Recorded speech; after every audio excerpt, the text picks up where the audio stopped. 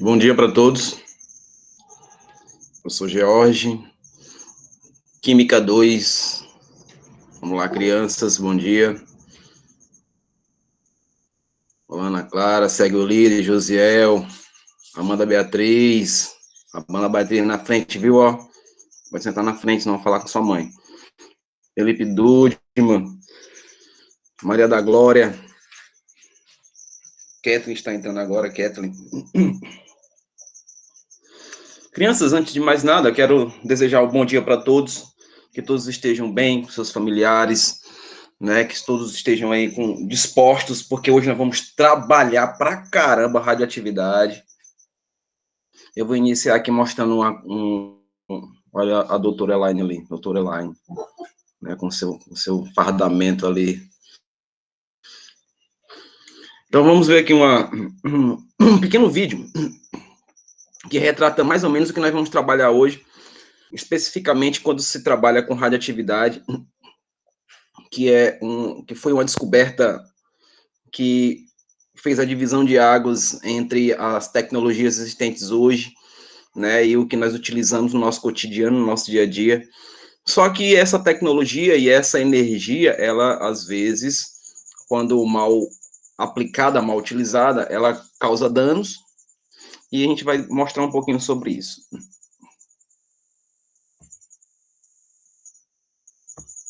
Rapidinho aqui para vocês.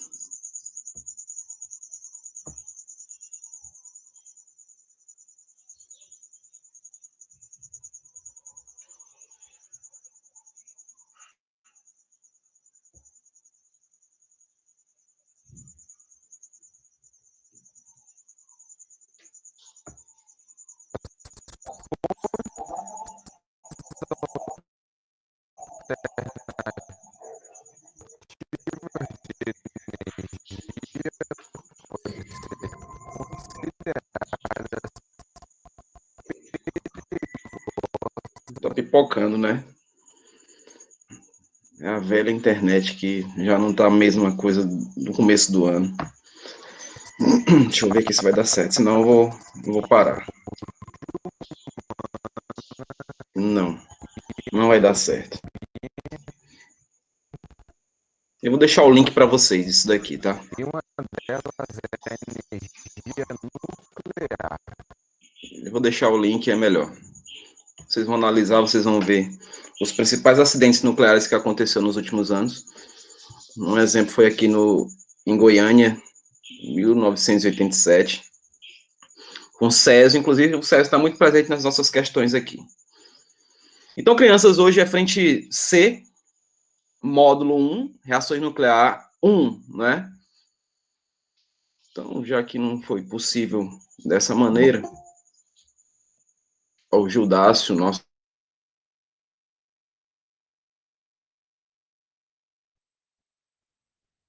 bem.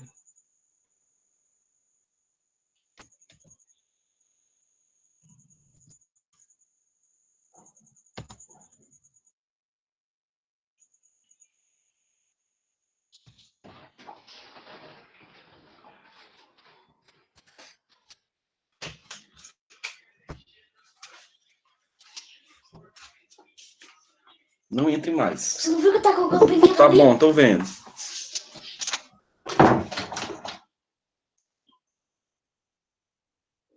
Já dá para ver aí, pessoal? Já estão vendo?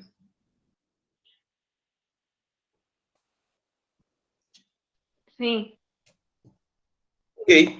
Eu coloquei nucleares 1 e 2 porque eu vou fazer a sequência, né, com esse mesmo slide.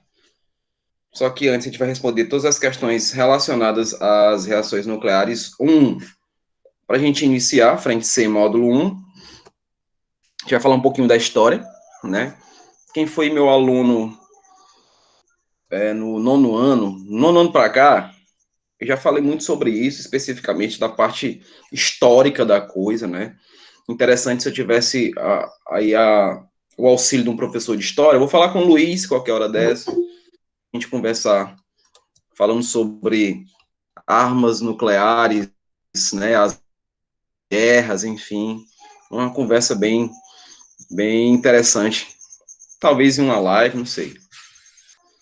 Então, um pouquinho da história relacionado ao estudo da radioatividade. Vocês estão vendo aí uma máquina de raio-x, né? Hoje é muito comum os médicos pedirem, né? Eu quero raio-x do braço do meu amigo Sérgio, que ele desenha demais, então eu quero saber se ele tem algo mutante no braço, pelos seus desenhos serem tão perfeitos. Então, aqui é o processo de irradiar. Então, radiação e irradiação, a irradiação é o processo da radiação, né? Então, aqui os raios elementares, eles vão adentrar, né, pela sua capacidade de penetração, que nós vamos falar sobre isso, e aí vai conseguir verificar o raio-x em questão, né? Aqui vocês notam que ele não consegue atravessar os ossos, né? Você vê que eu consigo ver a parte ali entre os ossos, porém, atravessar os ossos não é possível justamente pela sua densidade, né? A densidade óssea, ela impede que esses raios consigam ultrapassar. Então, quem observou esse primeiro processo, existe uma divergência muito grande entre esses cientistas e autores, né, de livros. Eles falam muito sobre o Henry Becquerel, né, como se o Becquerel fosse o pai da radioatividade, como se ele tivesse realmente dado início a esse estudo, né? Só que eu acompanho muito bem, já tenho, inclusive vou colocar também lá no CADES para você, no CADES, na sala de aula, o material em PDF falando sobre a história entre esses dois estudiosos. Esse cara aqui, ó, ele é o Roentgen. O Roentgen, ele foi quem descobriu o raio-x. Ele, com sua curiosidade aguçada e com um estudo que o próprio Henry Becquerel também estudava, que era a questão da fosforescência, né? Fluorescência e fosforescência. Então, ele fazendo estudos com material radioativo, ele notou o seguinte, que mesmo esse material sendo coberto, ele conseguia refletir na parede, né? Ele fazia pequenos, aparentemente, furos em uma chapa, né, de sulfeto de zinco, e ele conseguia ver que estava sendo impressionado, mesmo sendo coberto por esse material. E aí ele notou e conseguiu identificar a presença de raios, né, a presença aí de uma irradiação emanada desse mineral. O mineral em questão, pessoal, na época, era a Plashlenda, né, que foi o mineral onde houve aí a divisão entre a matéria se dividir ou não. Foi através desse material que houve esse procedimento, né, onde foi encontrado o rádio, o polônio, né, isso, e o urânio, né, inclusive, a gente vai falar sobre isso hoje na questão do urânio 235, né. Pois bem, existia essa disputa, né, essa questão de o descobrimento, quem foi o pai da radioatividade, quem é o pai desse menino? O pai desse menino é esse rapaz aqui. Foi ele que descobriu que alguns materiais tinham a capacidade de emanar raios penetrantes. Não sabia que raio era esse. E não foi à toa que ele batizou como raio-x. Que raio é esse? Não sei. Então vou chamar de raio-x. E até hoje, crianças, até hoje, é chamado de raio-x. Ninguém nunca tentou mudar esse nome desses raios. O que é que nós sabemos dele? Nós sabemos que esse raio ele tem um alto poder de penetração, assim como os raios gama, né? Obviamente, esses raios eles não possuem massa e nem carga, né? Então eles não sofrem ação eletromagnética de maneira alguma. E eles só são barrados com elementos de densidade alta, como, por exemplo, o chumbo, né? Então, vocês notam, inclusive, que quando a gente chega nos hospitais, que tem lá aquela luzinha vermelha que fica bem na porta, assim, onde nós temos um sinal de radioatividade, ali é para indicar que está sendo utilizado esse material, né? Algum material radioativo, e que não existe a certeza, isso é importante vocês frisarem, não existe a certeza de que aquele ambiente está seguro. Então, quando aquela luzinha está acesa, o ideal é que a gente se afaste dali. Nós não temos certeza de que o material, que as paredes, que por lei precisam ser revestidas de chumbo, né? O concreto tem que estar revestido com chumbo, para poder impedir ou minimizar, né, esse procedimento. Não é à toa que os radiólogos eles têm um tempo de trabalho curto, né? Eles se aposentam cedo até, porque eles vivem na presença ali constante desses raios, que são causadores aí de muitos problemas, né? Como eu falei, tem os benefícios, né, mas também tem os malefícios. Então, quando não se é bem usado, quando não se é bem trabalhado, aí vem as consequências. Quando eu digo isso, o radiólogo que vai fazer algum procedimento em mim, por exemplo, ele tem que fazer os cálculos perfeitamente para que eu não absorva a quantidade exagerada desses raios. Tá? Então, ele tem que ser preciso, tá? Ele não pode ser relapso. Então, eu considero essa profissão uma profissão de muito risco, tanto para o profissional, quanto para os pacientes, quanto para nós pacientes. E aí vem a discordância de alguns livros, né? Com esse rapaz aqui, que é o Henry Becquerel. O Becquerel, ele estudava a mesma coisa que o nosso amigo aqui, a questão da fosforescência, né? Que inclusive, ele herdou esse estudo, essa teoria do seu pai. Só que como o nosso amigo aqui desenvolveu e descobriu esse raio que definiu como raio-x, aí o Becquerel ficou com dor de cotovelo, disse, rapaz, não pode não, pode não. Eu vou reunir uma galera boa aí e vou começar a estudar profundamente. Tem algumas divergências em relação, uns dizem que ele descobriu os raios elementares, alfa, beta e gama, eu já discordo. Quem descobriu os raios elementares, quem definiu, quem deu o nome dos raios elementares, foi o nosso amigo Rutherford. Vocês lembram lá dos modelos atômicos, não lembram? O modelo de Rutherford consistia no quê? Ele bombardeava uma fina lâmina de ouro, né? 0,001 milímetro, e ele notou os desvios, né, desses raios alfa. Raios alfa que ele mesmo batizou assim. Ele chegou para Marie Curie e disse, Marie, você tem aí um polônio aí disponível para poder fazer uns testes? Tenho, abre ele no armário, bem ali perto do açúcar. Tá ali. Ele foi lá, pegou, fez todo o seu equipamento, colocou em caixa de chumbo, fez um anteparo de sulfato de zinco e conseguiu notar que existia desvios e a consequência desse seu estudo foi a descoberta da segunda partícula subatômica, que foi o nosso amigo próton, né? Então, os prótons, eles têm cargas positivas e ele definiu isso justamente porque já conhecia a característica do alfa, já sabia quem era o alfa. Alguém perguntou alguma coisa? Alguma coisa no chat? Eu escutei um barulhinho. Oi, Ana. Diga, não está conseguindo... Não queria lhe interromper. Aí eu levantei a mão. Não queria lhe interromper, mas eu queria lhe perguntar se... Sim, pergunte. Os mesmos raios que tem no raio-x tem tomografia também. Sim. As tomografias, elas, inclusive, eu me lembro quando eu estava com pedra nos rins. De fazer esses negócios. Ave Maria, tu é doida, é? Veja bem. Eu fiz na semana passada. Tá, mas não se preocupe que a tecnologia hoje está muito mais avançada, muito, muito mais avançada. Na Primeira Guerra Mundial, Marie Curie fazia o raio-x com a pedrinha de rádio na mão aqui, ó.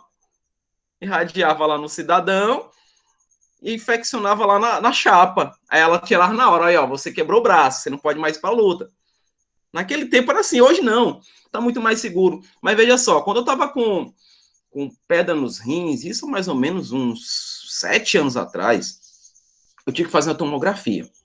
E antes da tomografia, eles me perguntaram se eu tinha algum metal no corpo. Eu tinha aparelho na época, né? Só que o aparelho é um aço cirúrgico, não vai ter problema, não vai ser atraído magneticamente. Perguntaram se eu tinha tatuagem, porque a tatuagem tem pigmento de alguns metais, porque existe o risco do eletromagnetismo ali tirar o metal da minha tatuagem. Vocês sabiam disso? É tenso, né? Naquela época me perguntaram isso, hoje eles não perguntam mais, porque eles fazem um cálculo em função do nosso peso, altura, então não tem tanto perigo assim. Hoje está tudo mais tranquilo, tudo mais light, mas isso não quer dizer que não possa alguém, um profissional irresponsável, né, sem ética, sem critérios, causar um dano a alguém, né, que isso acontece. Deixa eu dizer outra coisa para vocês. Inclusive, a gente vai falando de equilíbrio químico, vamos falar sobre isso. É do mesmo jeito, quem já fez alguma alguma, por exemplo, algum procedimento médico que necessitava de contraste. Vocês não ouviram falar disso. Para que fique brilhando, eles conseguem ver. Então, aquele processo, quando você toma aquele remédiozinho lá, é feito um cálculo. Se o cidadão errar o cálculo, que ele vai fazer um cálculo do produto de solubilidade daquele sal. Né? Então, se ele errar o cálculo, ele pode matar as pessoas. Aconteceu isso em Goiânia, acho que uns 10 anos atrás. Pessoas que fizeram procedimentos de contraste, no mesmo dia, todas elas morreram, na mesma clínica, obviamente, todas elas morreram pelo excesso desse sal no organismo. Então, o rapaz dormiu naquela aula de química do professor George, quando ele falou de KPS, que é produto de solubilidade, e calculou erradamente. Então, tem todo um processo que não depende só da máquina, né? Vai depender também do homem, né? Mas enquanto aí as tomografias, está tudo de boa hoje, tá? Não tem problema de acontecer alguma coisa e de sugar o teu colar ou alguma coisa parecida, não, como eu já vi em alguns filmes, tá? Mas na questão de tatuagens, né, corre risco, principalmente se você não tem procedência da tinta da tatuagem que você está fazendo. Quando eu fui fazer as minhas, óbvio que eu sou professor de química, eu quis saber qual é a tinta lá. O cara me mostrou, na minha tinha alguns metais que são metais considerados pesados, né, mas que dão pigmentação, porém, elas não têm relação, por exemplo, radioativa, né? Então, muito cuidado se um dia vocês tiverem aí esse sonho né, enfim, deixa para lá, vamos passar para frente, tá? Vamos prosseguir aqui. Voltando lá para a discussão. Então, esse casal aqui foi um casal que eu considero muito mais importante do que esses dois rapazes que a gente está falando de discussão deles aí. Considero muito mais importante. Pierre e Marie Curie, ou Curie, como queiram, tá? Eles foram que fizeram a divisão realmente do que já se acreditava de que a matéria não se dividia. Até em Thomson ali, ainda tinha a ideia de que a matéria não era divisível, não é? E que ocorreu a divisão no exato momento que eles descobriram esse mineral aqui. Essa pedrinha amarelinha aí que vocês estão vendo, é a chamada Plastic Blender. Foi da Plastic Blender que foi retirado o rádio, o urânio e o polônio. Esses três elementos. Primeiro, eles descobriram o rádio. Não foi à toa que Marie ganhou o prêmio Nobel pelo rádio. O prêmio Nobel de Química, tá? Pelo rádio. O nosso amigo Pierre não chegou a ver o segundo prêmio dela porque ele faleceu, né? Inclusive, vocês conhecem essa história. A morte dele foi trágica, né? Ele não chegou a morrer por estar contaminado, né? Pela questão da radiação. Ele sofreu um acidente, ele foi degolado com a charrete, né? Vocês conhecem essa história, já falei isso para vocês. Mas a história diz que ele já estava contaminado, e obviamente que sim, né? Porque eles não tinham o conhecimento do poder de penetração desses raios, né? Então, esses raios, eles modificam o nosso DNA, eles penetram no nosso DNA e fazem a modificação, né? Então, inclusive, quando já falando dessa questão de fissão nuclear, vamos ver, por exemplo, que na explosão da bomba de Hiroshima, boa parte da massa, né, da massa crítica, ela não se desintegrou, e aí, consequentemente, deixou a radiação presente. Então, pessoas naquele ambiente estavam sendo irradiadas a todo instante, né, porque nós tínhamos partículas que vão ocorrendo no nosso chamado cinética radioativa, que é justamente calcular aquela massa que vai dividir na metade em decorrer dos anos. Né? Um exemplo, o Césio-137, ele tem uma meia-vida de 30 anos, então de 30 em 30 anos ele vai diminuir a metade da sua massa. E o acidente aconteceu em 1987, aqui no Brasil. Porque existiu um lá na Ucrânia, né? Lá em Pripyat, se não me engano, é o nome da cidade, né? Chernobyl, que vocês conhecem muito bem aí das séries, né? Enfim, então a relação está muito vinculada com a natureza desses metais aí, ó, desses materiais recolhidos aí na Plastic Blender. E aí a gente vai falar do cara que é contemporâneo de todos eles eram amigos, tá? Eles tinham um grupo de WhatsApp, eles conversavam, eles tinham diálogos, né, ok? Então, veja, ele, com essa descoberta desses elementos, ele definiu o nome dessa galera aí.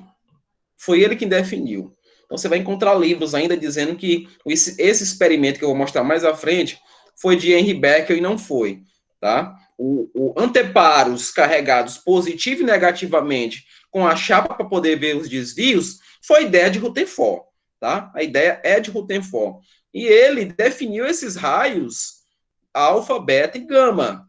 Professor, qual é a diferença entre entre gama e raio-x? Os dois são penetrantes? São. Os dois não possuem massa? Não possuem. Não possuem carga? Também não. Mas qual é a diferença dos dois? O comprimento de onda. O comprimento de onda dos raios gama é pequeno. Consequentemente, ele vai conseguir superar barreiras mais facilmente. Então, a espessura relacionada aí para tentar impedir a propagação desse raio tem que ser muito maior. Mas volto a repetir a vocês. Não há uma certeza absoluta de que está havendo aí o processo de reter esses raios. Nós não temos certeza disso. Agora mesmo, nós podemos estar sendo irradiados por esses raios. Isso é natural, é natureza. Os isótopos, e isso é a ideia de radioatividade, os isótopos indicam isso. Nós temos isótopos radioativos próximos da gente, né? Nós temos, por exemplo, o carbono, tem os seus isótopos radioativos, que é o 13 e o 14. Lembra que a gente calculou lá na parte de cálculos químicos, calculamos a massa molar, fizemos a relação desses isótopos com a porcentagem dele na natureza? Então, eles são átomos, né? Eles têm átomos instáveis. E essa instabilidade faz com que ele se transforme em outro, produzindo decaimentos, né? Ou mesmo a chamada transmutação, que a transmutação é justamente isso. É um elemento se transformar em outro, diferente do que os alquimistas queriam lá na época que vocês liam lá o Harry Potter. Os alquimistas queriam transformar qualquer objeto em ouro. Isso é impossível, tá? Eu consigo fazer isso com partículas físseis. O que é isso? Que vão fazer a fissão, né? E justamente esse processo de fissão foi que se transformou aí, se descobriu com aquela formulazinha do nosso amigo Einstein, né? A mais famosa, sobre a energia existente entre partículas. E aí nós temos o uso benéfico, né, da questão da radioatividade, produção de energia. Olha aí, utilizando para poder fazer um raio-x, ou a tomografia que a gente faz hoje, né? Está tudo relacionado com o estudo e com a compreensão desses raios, não é? Então, prosseguindo aqui, um pouquinho ainda da história, vamos ver a experiência que eu falei de Rutherford. Essa experiência aqui não é a da descoberta do próton, não, tá? Aqui só estava ajudando lá o casal Curie, porque nessa época aqui, quando ele definiu os raios, o Pierre já tinha falecido, tá? Pierre já estava em outro plano. Falando sobre a questão aí do empoderamento feminino, né? Que a palavra, a ordem hoje é essa. Empoderamento feminino, na minha opinião, já era bastante tempo. Olha um exemplo aí da Marie. Só para vocês terem ideia como o DNA dela é bom, que a filha dela também ganhou o prêmio Nobel. O nome da filha dela é Irene. Era, no caso, né? Ela ganhou o prêmio Nobel de Física com seu esposo, mas foi laureado a ela, porque a teoria foi dela. O esposo dela era matemático e ela física, né? Então, utilizaram a matemática e a física para poder desenvolver uma nova teoria. Então, vejam, o bloco de chumbo, né? Aqui temos um material radioativo, tinha um pequeno aqui orifício. Quando esse orifício da caixa de chumbo era aberto, placas carregadas positiva e negativamente, ele observou especificamente que tinha raios que iam em direção da placa positiva e raios que iam na direção da placa negativa. Consequentemente, pela atração de cargas, se lá era positivo e o raio foi para lá, é porque a carga dele é negativa. E se aqui é negativo e o raio foi para cá, a carga é positiva. Então, ele já definiu. Esses raios eu vou chamar de alfa, beta e gama, porque eu não tenho ainda ideia para dar nome para eles. Do mesmo jeito que aconteceu lá com o Röntgen, né? chamou de raio-x. E notou que esse raio aqui, ó, não sofria desvio algum em relação a esses anteparos carregados aí eletricamente. E definiu como sendo emissões ou raios gama, né? Então ele não tem massa e não tem carga. Um detalhe importante que vocês devem lembrar é que essa emissão beta, ela é a chamada elétron, né? É o elétron propriamente dito, por isso que a carga é negativa, né? Carga negativa. Ah, professor, então quer dizer que a emissão alfa é um próton? Não. Vejam bem, o elétron ele está na eletrosfera. Esses raios, eles podem ser liberados quando ocorre o processo de fissão ou a transmutação, que é o decaimento. Então, para esse átomo físsil se transformar em outro, ele vai liberar esses raios. Ele vai fazer a liberação desses raios. O processo de fissão nuclear é diferente, porque nós vamos necessitar de um choque. Como assim, professor?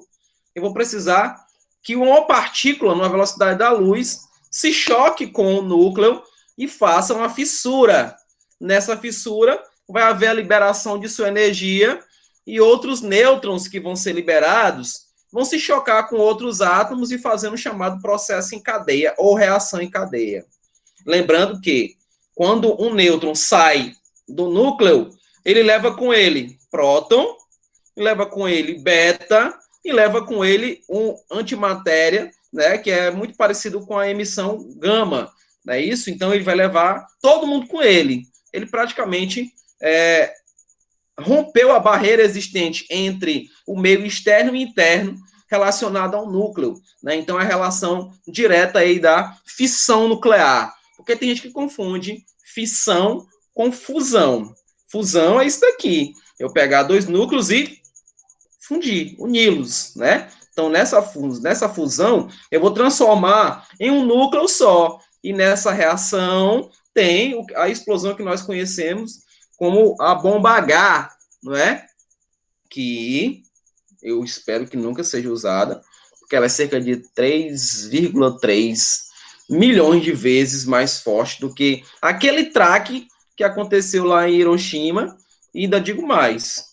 A bomba de Nagasaki, que foi uma bomba de infusão, uma bomba um pouquinho mais potente, ela era mais forte, né? Foi mais forte. A explosão de Nagasaki foi mais forte.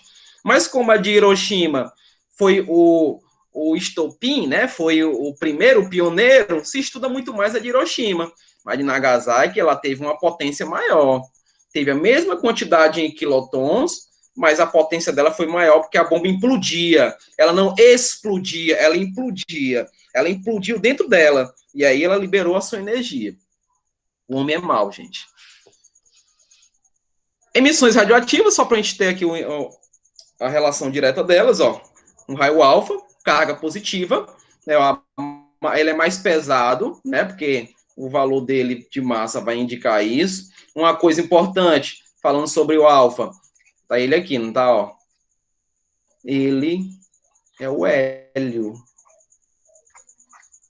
Ele é o hélio, tá? Ele tem a mesma representação aqui de massa e número atômico, tá?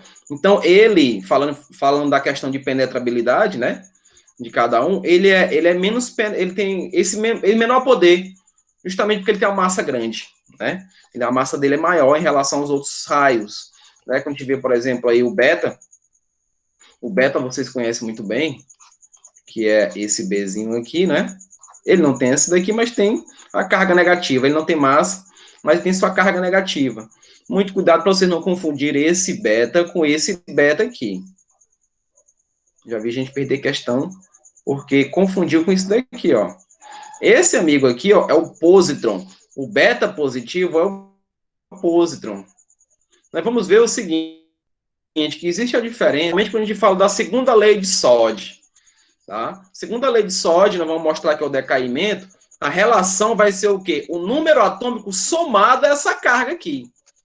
Então, se eu tenho 10, né, de um elemento que está formando esse decaimento em função da representação do beta, ele vai ficar com um número atômico maior.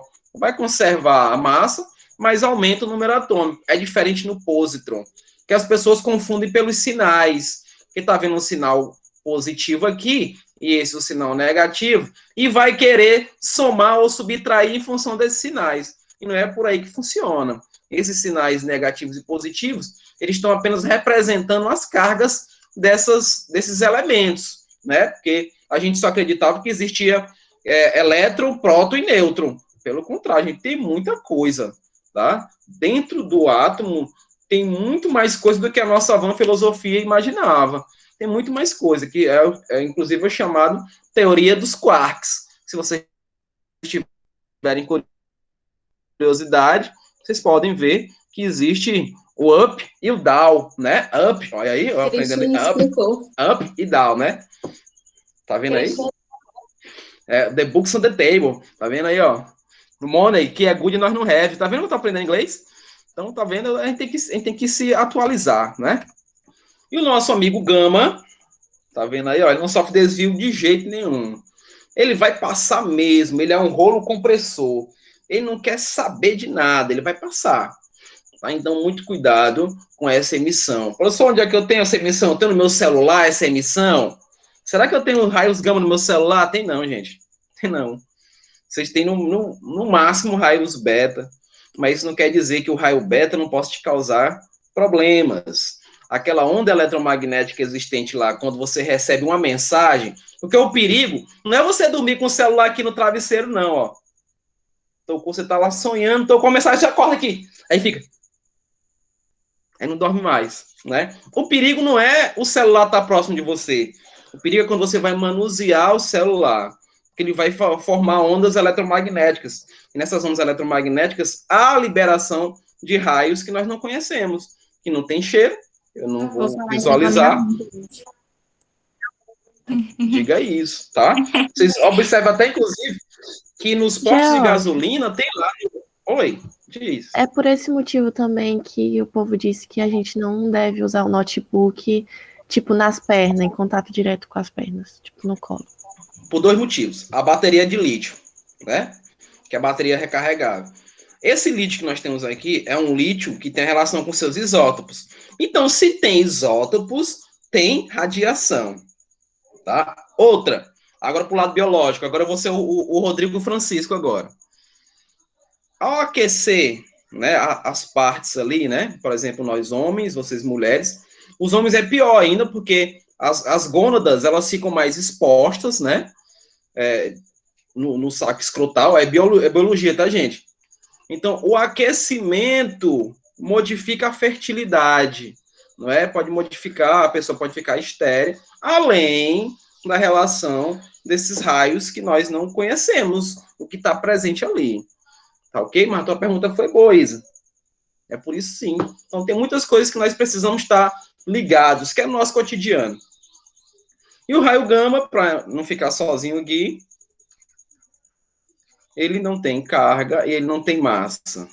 Ele vai passar mesmo, ele não quer nem saber, o rolo compressor. Tá? Então, ele tem maior poder de penetração, mas ele tem a menor massa, ou seja, não existe, né? Não existe massa e nem cargas, né? Ele é neutro totalmente. Que nem vocês vão ver, inclusive, isso daqui, ó. Ele é muito parecido com ele, que é a antimatéria chamada. Isso daqui vai sair quando tem um nêutron sai do átomo, né? Quando ele sai, vai sair próton, vai sair beta e vai sair esse nosso amigo aqui. Então, essa galera faz um estrago, né? Essa galerinha faz estrago. Por quê, professor? Porque o próton, né, ó, o próton, ele não sai do núcleo. Ele é o núcleo, né, gente? Ele é o núcleo, tá? Então, praticamente houve a destruição dessa molécula, ela vai destruindo outros, e por isso que ocorre o que nós chamamos de reação em cadeia, quando ocorre uma fissão nuclear. Mas todo esse processo aqui, os radiólogos conhecem, né? Eles sabem o poder de destruição disso daqui, e sabem o benefício que eles podem nos causar. Vamos falar de cada um aí, vamos falar? Veja aí, ó, eu coloquei, destaquei na partícula alfa, ele tem 2 prótons e tem 2 nêutrons, né, ó, porque, ó, veja aqui como é que ela é representada, né, Como é que eu sei, professor? Ó, A igual a Z mais N. Lembra disso? A igual a Z mais N, onde N é a quantidade de nêutrons, perdão, eu falo a quantidade de mol. Quantidade de nêutrons. Z é o número atômico e A é a massa, não é? Mostrei para vocês isso também, que um elemento químico ele pode ser representado assim, né? Ó. Ou do jeito que vocês estão vendo ali na partícula alfa, né? Eu posso colocar o A aqui e o Z aqui, não tem problema. Assim é mais fácil, porque você pode encontrar aqui a quantidade de nêutrons, né? Ó, fazendo a diferença entre a massa atômica e o número atômico, encontra um neutro aqui. Só para relembrar isso para vocês. Outra coisa importante é que esse Z, em alguns livros, diz isso, ó, P mais N, né?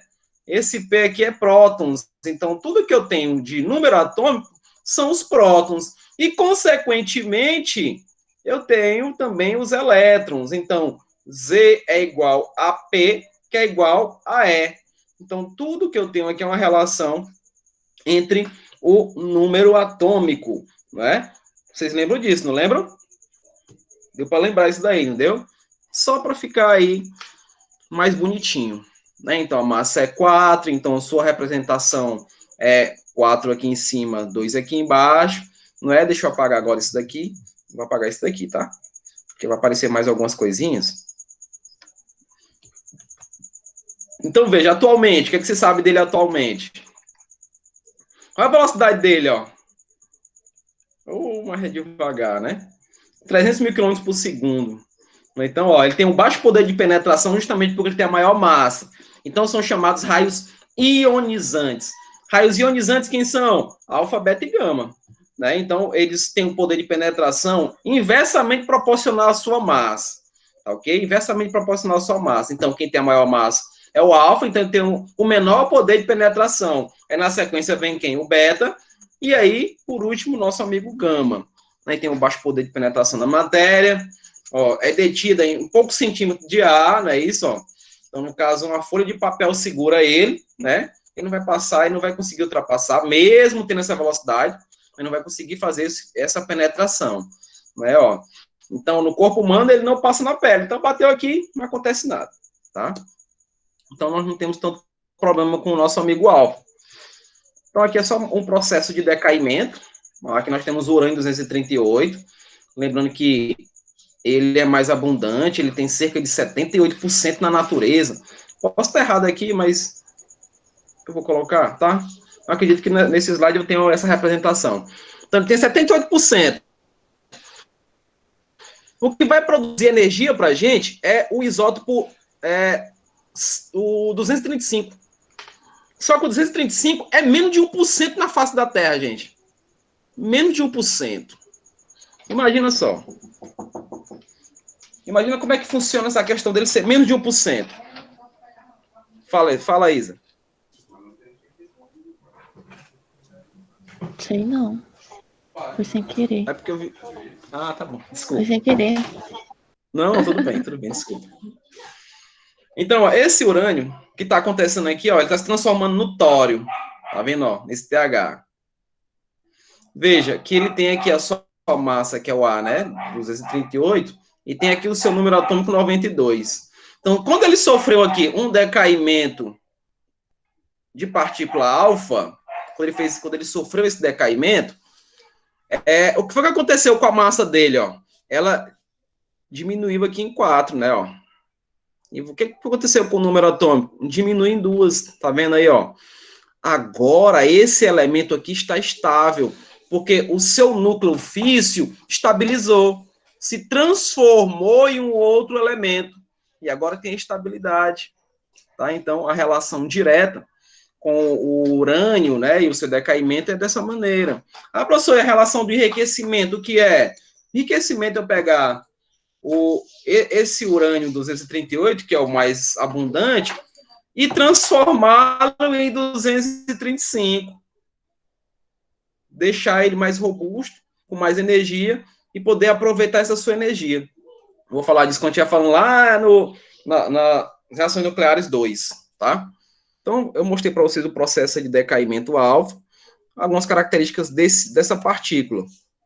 Vamos lá para o beta. O beta, o Becquerel entrando na história agora, ó. Esse cara aqui, segundo alguns estudiosos, ele é o pai da radioatividade. Ele constatou que a partícula beta era, na verdade, elétrons. Então, a ideia dele foi boa, tá? A ideia de dizer que essa partícula aqui é um elétron, tá correto.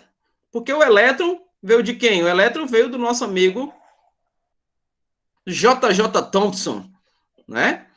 O J.J. Thomson, que esse elétron vem do latim electron. Quem já assistiu aquele filme lá daquela personagem do DC, se não me engano, que tem o Demolidor, a Electra, né? Tem a ver com o latim de electron, né? Que está relacionado aí com aquele experimento do nosso amigo Paracécio, né? Que ele pegou lá que até o Christian fez com vocês na aula lá, né? Das atrações, né? Das atrações. Então, está relacionado aí à atração de cargas, que é o elétron. Então, ele definiu o beta como sendo elétron, e esse estudo dele foi aceito, né? Até hoje é aceito, né? Pela questão de não possuir aí massa, mas possuir uma carga negativa. Então, foi ele que definiu como sendo o próprio elétron, né? Então, vamos aí, ó. Ele consegue, ó, para detê-lo é necessário uma chapa de chumbo de 2 milímetros. Não, né? Quase nada, né? Quase nada. Então, no corpo humano, ele penetra isso daqui, ó, 2 centímetros. Aí vamos voltar para a biologia. Ele vai até a epiderme, né? Ele chega até na epiderme. Então, passou aqui e vai na epiderme. Então, ele tem um poder de penetração um pouco maior do que o nosso amigo beta. Aliás, nosso amigo alfa. A velocidade dele é cerca de 90% da velocidade da luz, né, ó. 290 mil quilômetros por segundo, em relação, né, ao alfa, ele é bem mais rápido, né? Ele tem uma velocidade bem maior. E aí, o que vai indicar é essa penetrabilidade dele também, né? Não é só a questão de massa ou carga, mas a velocidade também facilita, né? Agiliza aí esse procedimento. Aqui é o que eu tinha falado para vocês, né? Quando o nêutron sai do núcleo, ele leva todo mundo, ó. Leva o próton aqui, leva o beta, que vocês estão vendo que tá um Ezinho, não é? Ó, mas é o beta, não é? E tem aqui a antimatéria, né? Que é o antinitrino chamado. Ele tem a mesma condição do gama, né? Ó. Tem a mesma condição do gama, se você for observar, a mesma condição pela questão de não possuir carga nem massa. Então, a penetrabilidade também dele é muito alta, né? Aqui a relação do nêutron, como é que ele faz o processo dele de desintegrar. Ele se desintegra liberando as partículas, e vocês não podem esquecer que essas partículas estão presentes no núcleo, né? Então, ela só sai quando o nêutron se desintegra ou quando há o choque existente, né? Lá no núcleo físsil, tá? Aqui é um decaimento beta, nós temos o Césio 137, esse daqui foi o que contaminou o pessoal lá em Goiânia, tá? Então, como ele fez o decaimento beta, vocês vão notar o seguinte, que ele se transformou num bário, agora ele está estável, né? Ele se transformou no bário, vocês notam que a massa conservou aqui, ó, 137, que aqui é zero, né? E houve um aumento aqui do número atômico, 56, não é? Então, quando isso acontecer, nós temos aí a relação de um decaimento beta. O gama, para não perder muito mais tempo, ele é rápido, ele tem um comprimento de onda pequeno, ó, ele está mais ou menos aqui, né, ó. Aqui foge da nossa região do visível, né? Nós conseguimos enxergar tudo isso daqui, né, ó. Tudo isso daqui a gente consegue, eu não consigo ver se isso daqui é ponta de agulha, pronto, até aqui a gente consegue ver, ó. Isso daqui nós vimos lá no 9º ano, quando a gente falando do espectro eletromagnético, né? Isso daqui é chamada região do visível, onde nós conseguimos visualizar o comprimento de onda existente. Então, esse raio, ele tem um comprimento de onda totalmente diferente, e é a diferença existente entre o raio-x e ele, né? São seus comprimentos de onda. Daí, então você nota aqui pelas frequências, né? Aí você lembra da física, lembra lá do Christian falando do lambda, comprimento de onda, frequência, não é isso?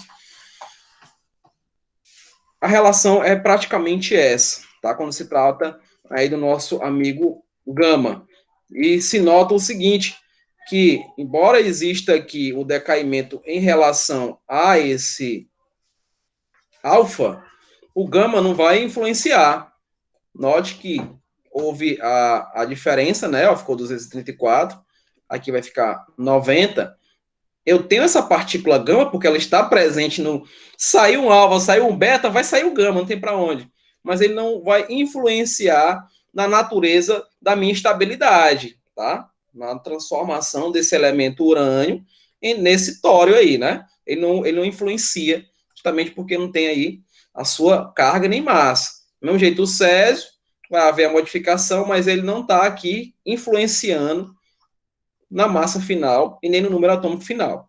Não há essa influência. Aqui, para a gente concluir essa parte desses raios, o poder de penetração deles, ó, o alfa não passa uma folha de papel, o beta, ele chega a ultrapassar essa folha de chumbo, né, que é aquele 2 milímetros que a gente falou, né, mas ele não consegue ultrapassar essa placa aqui de 2,5 centímetros. Ele não passa, né, é uma placa de madeira, só para vocês terem ideia aí da questão que ele superou o seu limite de penetrabilidade. Já o nosso amigo gama, ó, essa chapa aqui é bem espessa, né? Ó, chapa de aço, 15 centímetros, mas ele vai ser retido aonde? Aqui no chumbo. Deixa eu dizer uma coisa para vocês. Alguém perguntou aqui alguma coisa.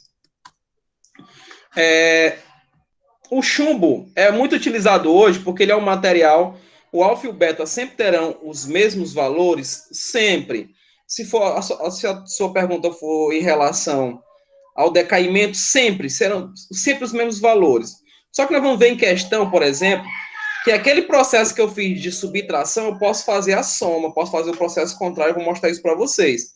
Mas os valores serão sempre os mesmos. Sempre os mesmos valores. Tudo bem?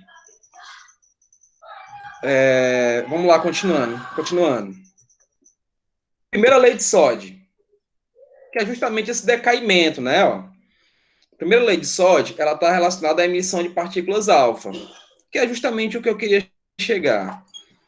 Mostrar que eu estou fazendo a diferença aqui, ó, das massas, né, e dos números atômicos, com a representação específica aqui dessa partícula alfa. Então, a reatividade está vinculada com a interação dessas partículas. Então, o que a Ana tinha me perguntado, esses valores não vão mudar, tá? A relação é a mesma. Você vai pegar a quantidade de massa desse elemento e vai subtrair da massa do alfa. Do mesmo jeito que acontece com o número atômico, subtrai do número atômico do alfa, como já tinha falado, é o próprio hélio, não é? Já a segunda lei de Soddy, Farjan ou Russell, né, está vinculada ao beta. Mas, gente, isso não quer dizer que eu vou ter só um decaimento alfa ou só um decaimento beta. Eu posso ter os dois na mesma relação. Isso pode acontecer. Inclusive, em questões que vocês fizeram muito com o dos anjos no ano passado. Ele pede para você dizer quantas partículas alfa, beta existem num decaimento de um determinado elemento. Então, as duas leis vão ser vinculadas na mesma reação. Não é especificamente um ou outro, tá? Vai depender do tipo de reação e do tipo de instabilidade existente no núcleo de um determinado elemento. Porque a relação de estabilidade e instabilidade está na quantidade de nêutrons e prótons, né, onde esses valores, né, dessa relação é que vai indicar a estabilidade nuclear. E todo e qualquer elemento quer se estabilizar. E os átomos não são diferentes, né? Eles querem se manter estáveis justamente quando eles são físseis. E eles precisam fazer esses decaimentos para que isso aconteça. Aqui é só mais uma relação sobre período, né? Você está vendo os períodos aqui, grupo, período. Eu tenho aqui o césio e eu tenho o bário. Não é isso? Ó, quando tem essa emissão de partícula beta, ali é o mesmo processo. Aqui é que eu quero que vocês se atentem, porque quando você vai fazer um decaimento no tipo beta, aqui você não soma, tá? Ó, aqui você não vai haver a soma direta. Aliás, perdão, você não subtrai, tá? O que não soma é lá no positron. Aqui você não vai subtrair, não vai dizer assim, Z menos 1. Tem gente que faz isso e erra a questão. Até porque quando isso acontece, não é mais um beta, é um positron, tá? É um positron. Então, se for um positron, aí sim, aí você faz esse processo contrário. Porque o positron é como se eu estivesse dizendo isso, né? Ó, eu tenho aqui a carga positiva, vai ficar mais um. E aí eu tenho que fazer o processo contrário. Por isso que confunde um pouquinho a cabeça. Lembra que na química é tudo ao contrário? Né? Aqui também não é diferente, tá? Embora a física esteja presente aqui, mas a relação é justamente aqui no processo de somar. Então, se eu tenho 55, aliás, 55 ficou 56, né? Pela minha soma, não vai ser 54 ali não, tá? Continuando aí, a cinética das emissões, né? Agora a gente entra nos cálculos propriamente dito. Porque nós sabemos que esses elementos físicos, eles, quando eles fazem o processo de decaimento, né, vão decaindo, eles precisam passar pelo movimento de cinética. E a cinética está vinculada com algumas coisas. Pode ser com massa, pode ser a massa desse elemento, pode ser a quantidade de matéria desse elemento, ou pode ser a intensidade radioativa dele. Inclusive, essa intensidade radioativa dificilmente é trabalhada em questões, mas ela arremete ao carbono 14. Né, que a gente vai ver quanto é que um composto orgânico ou um ser vivo viveu aqui na face da Terra, né? Quanto tempo? É que nós chamamos de intensidade radioativa. Depois eu vou trazer questões com intensidade radioativa, principalmente o pessoal que vai fazer aí concurso militar, né? Concurso militar cai muito, principalmente o ITA e IME, né? Então, eu tenho certeza que alguém vai fazer o ITA aqui nessa turma. Então, vamos continuar aqui. O período de desintegração meia-vida. É o tempo necessário para que a metade dos átomos presentes numa amostra se desintegrem. Então, metade. Vai estar sempre a metade, né? Sempre relacionado à metade. Lá no acidente de Goiânia, que é de 30 em 30 anos, o tempo de meia-vida, lá no túmulo da garotinha que faleceu com 5 anos, contaminada com esse composto, a radiação lá ainda é muito frequente. Embora o caixão dela tenha sido revestido por chumbo, tenha sido enterrado numa profundidade bem maior, e a sua lápide seja revestida também com chumbo no concreto, ainda existe uma presença muito, como é que eu digo, muito ativa desse césio ali próximo. Tá? Então, a tendência de diminuir, de estabilizar, vai ser daqui a 150 anos. O Césio 137, ele tem aí uma média de meia-vida entre 4 e 5 meia-vidas. Então, se eu for fazer uma relação, já aproveitando bem que a oportunidade, a gente tem isso daqui, né? O tempo, a quantidade de meia-vida e a meia-vida do elemento. Então, se eu tenho entre 4 e 5 meia-vida, que é esse X aqui, né? Então, seria 4 vezes 30, né? 4 vezes 30, que é o período que ele divide a metade, né? A sua massa ou a sua quantidade de moléculas, enfim. Então, ele só vai se estabilizar na face da Terra daqui a 120 anos. Então, daqui a 120 anos ainda vai ter a presença desse composto radioativo, desse elemento, né? Então, vai ter ainda 120 anos para ele poder se estabilizar com a quantidade menor que 1% e não ter mais um problema aparente aí para a comunidade. Esse é o processo, deixa eu apagar bem que esse que eu escrevi. Esse é o processo de divisão, né? Onde a gente tem aqui a quantidade de matéria, esse N é a quantidade de matéria, né? Átomos radioativos, que você nota que vai ocorrer aqui o processo de ir à metade, né? Ó, até a estabilização. Para ele poder estabilizar, ele vai levar muito tempo. Então, a relação matemática é essa proporção aí, que vocês conhecem melhor do que eu isso. Vocês calcularam demais isso daqui com dos anjos. Estou só relembrando isso a vocês. Então, aqui é a quantidade de meia-vida que nós temos aí as técnicas para poder resolver. E é justamente a formulazinha básica, né? Ó, essa formulazinha básica aqui, onde eu tenho essa quantidade, eu vou ter a quantidade inicial dividido por 2 elevado à quantidade que eu tenho de meia-vida. Então, não esquece, para poder calcular a meia-vida, eu posso fazer isso tempo sobre P, ou eu posso vir da relação matemática aqui, né, de T igual a P vezes X, como eu já tinha colocado para vocês. Então, eu encontro esses valores e vou fazer aí o decaimento em relação às massas. Do jeito que eu tenho aqui a quantidade de matéria, eu tenho também a massa, como eu já tinha dito para vocês, posso querer saber quanto de rádio existe ainda nas roupas de Marie Curie daqui a 100 anos, eu posso saber isso daí, tá? Dá para fazer um cálculo em relação a isso. Inclusive, se vocês viram, acho que foi ano passado, se não me engano, o museu relacionado ao estudo da radioatividade tem lá as escritas de Marie, a roupa dela que ela estava no laboratório, né, estudando, e foram retirados de lá da exposição, justamente porque o urânio e rádio, especificamente o rádio, ele é o elemento mais radioativo que nós temos na face da Terra. Então, ele tem uma meia-vida muito parecida com a do carbono. O carbono, ele tem, sabe quanto de meia-vida, gente? 5.630 anos. É muito, muito tempo. Do mesmo jeito, é a questão do rádio.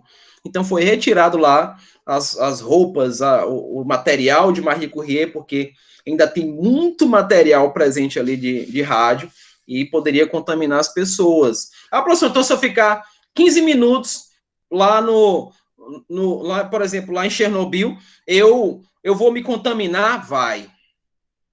Se você não tiver outro lugar para visitar, quando você for, sei lá, pega um avião e vai lá para a Ucrânia, você assina um termo se comprometendo que você não vai passar de 15 minutos na cidade.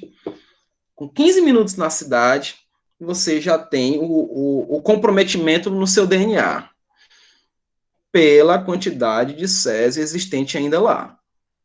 Então, é tudo uma relação matemática, tá ok? Vamos seguir aqui. Vamos seguir, porque eu já falei demais, você já deve estar abusados de me ouvir. Eu quero chegar nos cálculos, vocês gostam dos cálculos. Dos Anjos me falou isso. Então, prosseguindo aqui, ó, considerando a amostra de 100 gramas, um exemplozinho básico para a gente ver esse decaimento, né? Se vê aí o processo aí da meia-vida acontecendo. Então, urânio 238. Aí restaram 50 gramas, né? Depois de mais de uma meia-vida, 25, que vocês veem que está indo pela metade, né? Aqui tudo a gente leva em consideração a 100%.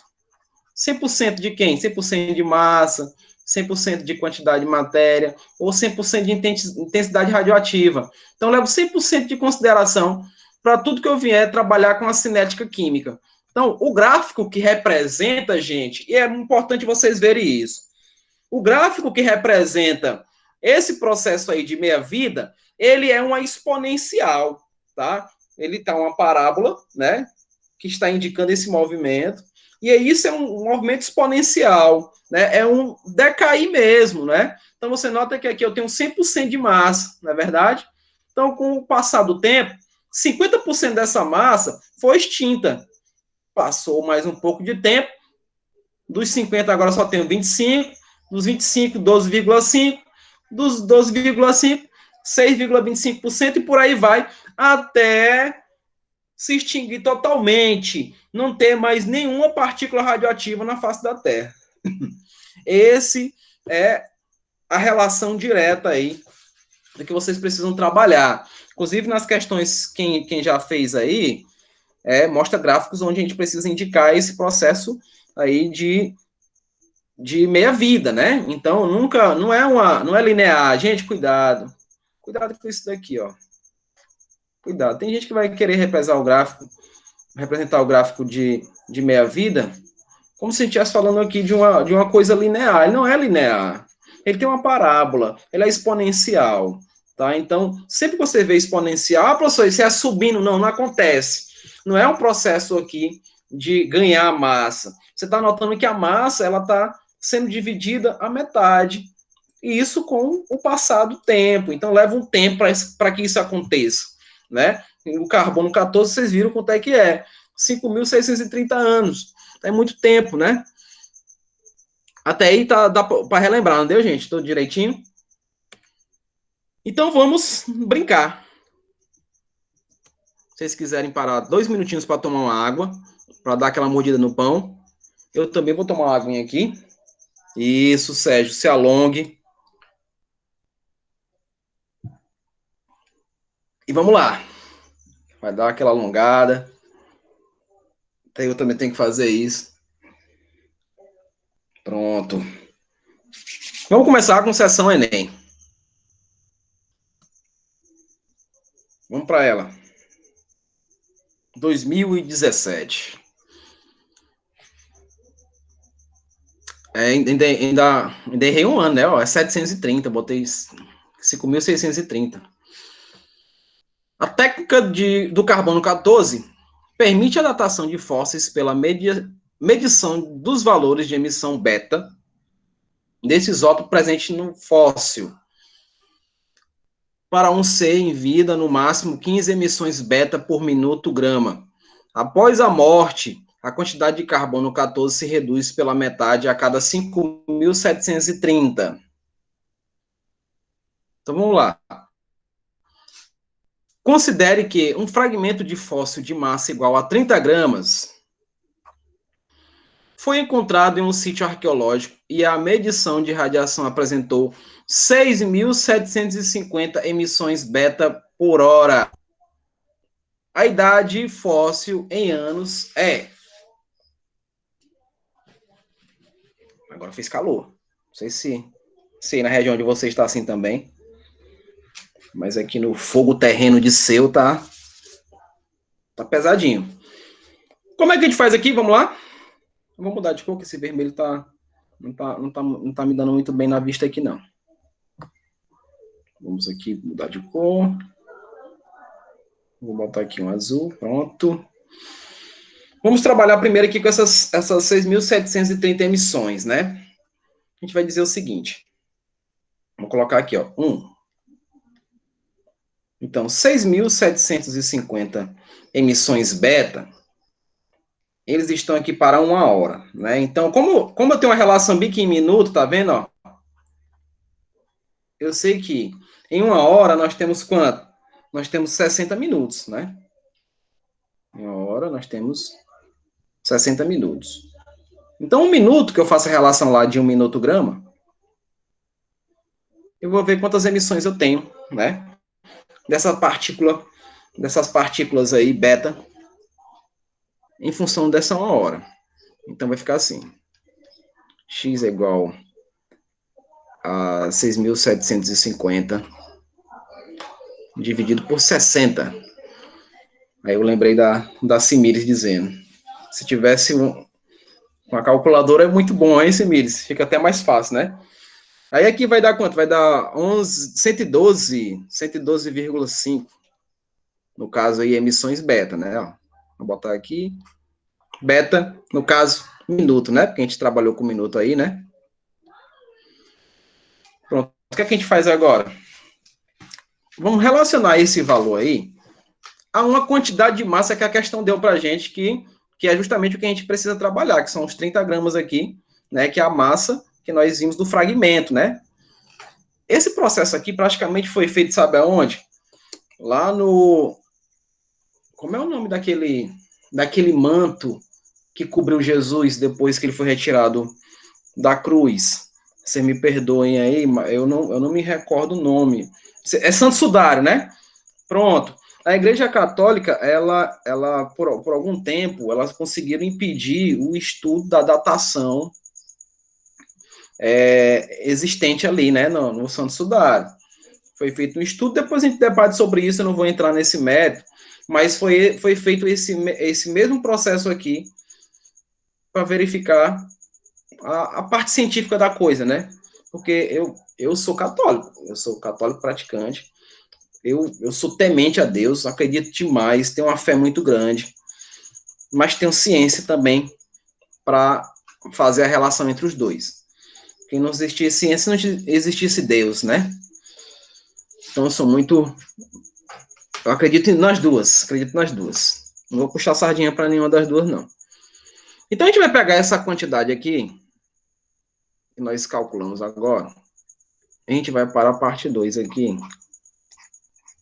e vou dizer o seguinte, que 112,5 emissões beta, vou colocar um betazinho aqui, né? Eles estão relacionados, porque ele diz ali, né, a questão de 15, né, isso? 15 emissões, minuto-grama. Então, eu vou pegar também a mesma relação dos 30 gramas.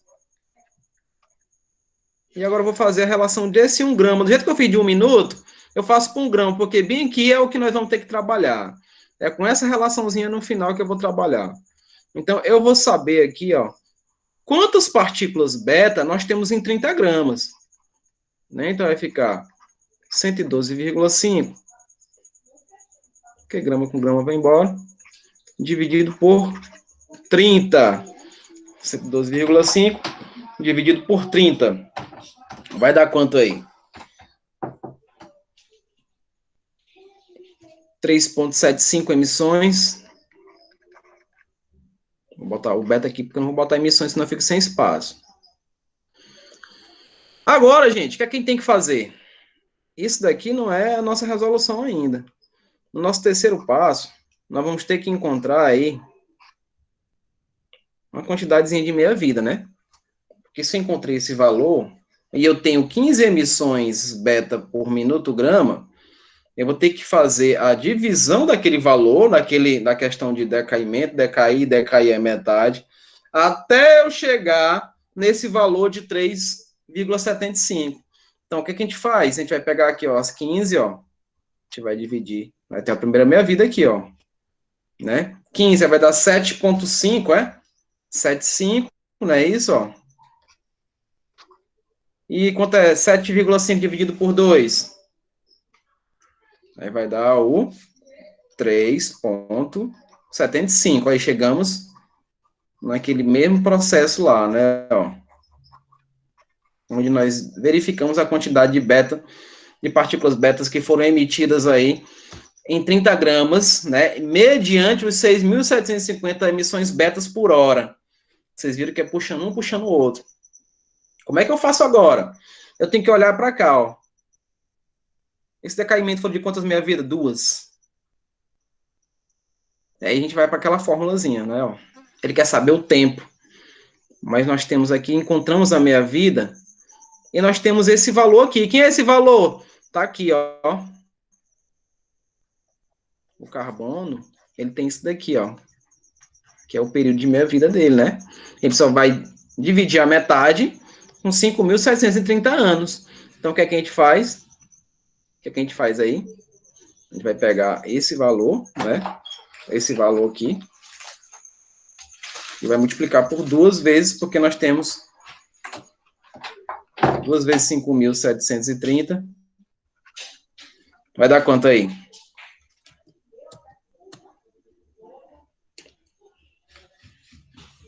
Vai dar quanto aí, gente?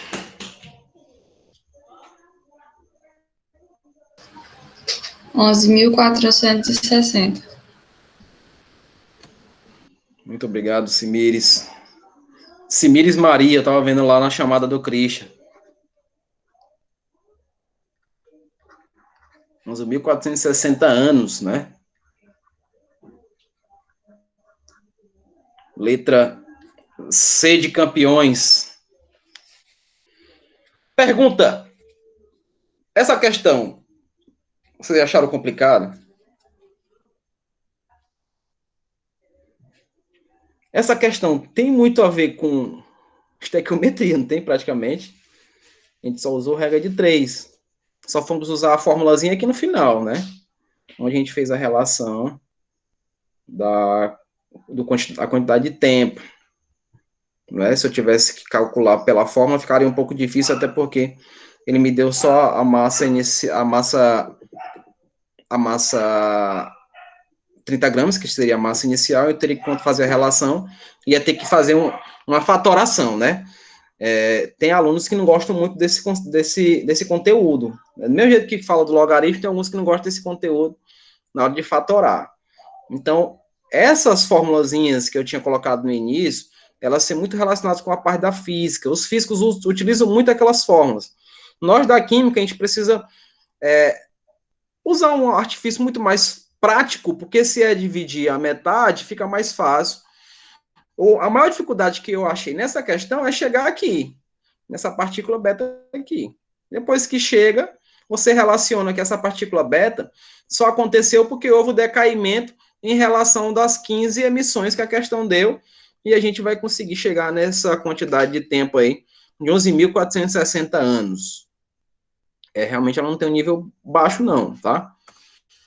Essa daqui é uma questão antiga, mas boa de se trabalhar, onde a gente pode fazer a resolução dela pela fórmula ou utilizando um método mais prático, né? Então, bora ver aqui, ó. Deixa eu ler aqui para vocês. A glicose marcada com nucleídos de carbono 11 é utilizada na medicina para se obter imagens tridimensionais do cérebro por meio de tomografia de emissão de pósitrons. Olha aí, Kathleen. Aí eu estou usando o contraste e tomografia ao mesmo tempo, né? Então, veja lá. A desintegração do carbono 11 gera um pósitron com um tempo de meia-vida de 20,4 minutos. 20,4 minutos é o P. É o tempo dele, ó. Ele vai desintegrar a metade com esse tempo aí, de 20,4 minutos. Tá aqui a reação. Aqui é o pósitron, ele é positivo, tá? Ó, cargazinha positiva. E aqui nós temos o boro formado, porque o pósitron se transformou nesse boro, né? Ele fez o decaimento com o pósitron, se transformou no boro. Então, você nota que nós temos essa relação aí, né? Ele saiu aqui do 6 para 5, porque aqui foi um pósitron, justamente o que eu tinha falado para vocês. Aqui, ele não vai somar, ele vai subtrair, tá? Ele faz uma subtração. A partir da injeção da glicose, com esse nuclídeo, o tempo de aquisição de uma imagem de tomografia é de 5 meia-vida. Ele não coloca o número, mas ele colocou no extenso. E eu me lembro, na época, que alguns alunos não notaram e não conseguiram resolver essa questão tão simples, porque não viram e não conseguiram calcular a quantidade de meia-vida. Mas nem precisava. A questão deu para a gente. Ó. O X da questão são 5. São 5 meia-vida. Não é? Então, considerando que o medicamento contenha 1 grama desse carbono 11, a massa em miligramas do nuclídeo restante, após a aquisição da imagem, é mais próxima de... Como é que eu posso fazer essa questão? Ele quer massa, não quer?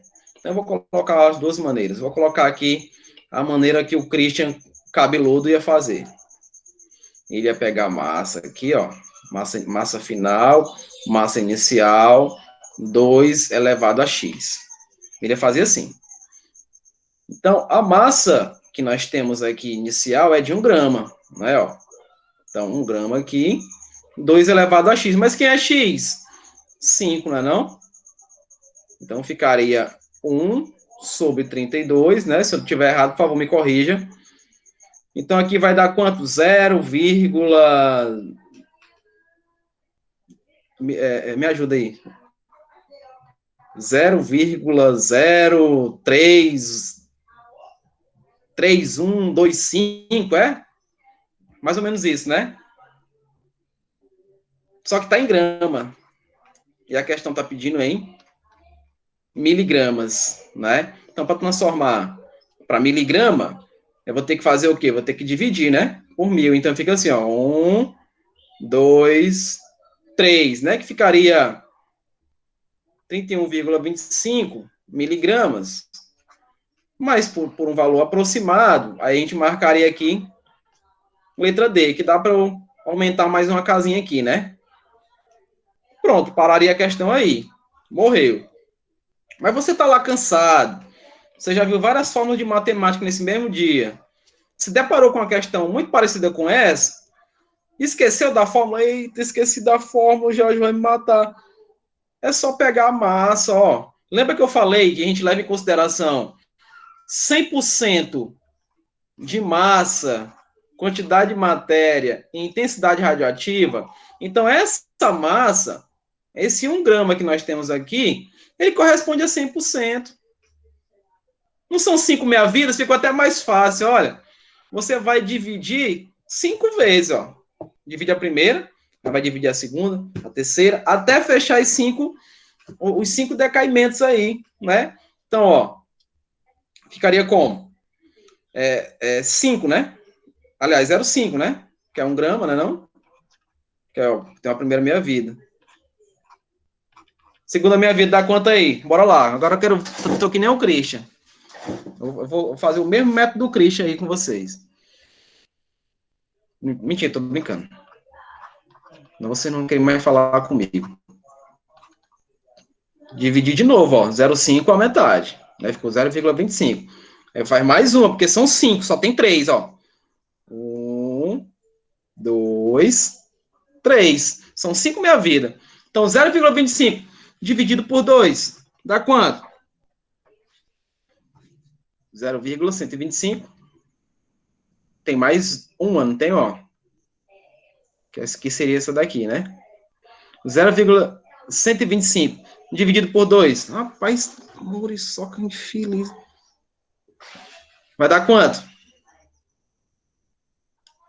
0,0625, eu acho que é isso. Se não for, por favor, me corrija. E tem mais um aqui, não tem? Aliás, morreu aqui, né? 1, 2, 3, 4, 5. Vai morrer aqui, né? Que são 5 meia-vida. Que vai dar justamente o 0,0325, mais ou menos isso. Né? Então, terminamos aqui em grama. Separaria aqui, né? O aluno que não perde tempo já marcaria 31,3, porque está em grama. Miligrama é andar 1,3 vezes. Anda vírgula aqui, 1, 2, 3. Aí fica 32,5. Aliás, é 1 aqui, professor. É 31, tá faltando aqui, né? 31,3, né? Porque andou a casa uma vezinha aqui. Tem um 5 que é o duvidoso. Encontraremos o resultado do mesmo jeito. Aí cabe a você escolher qual o melhor para você. Se é utilizar a fórmula ou se é apenas dividir aí a massa até chegar na quantidade necessária pelas 5 meia-vidas. Escolham. Qual foi o melhor? Qual é o melhor? Nenhum. Não vale dizer nenhum não, tá? Não vale dizer nenhum não. Deixa eu ver quem tá aqui. Fazer que nem o Christian agora. O Christian fica só tentando vocês aí para ver quem que tá aí. Sem fórmula, né, Dudman? O Alto Giro tá aqui, a Amanda Beatriz sempre tá.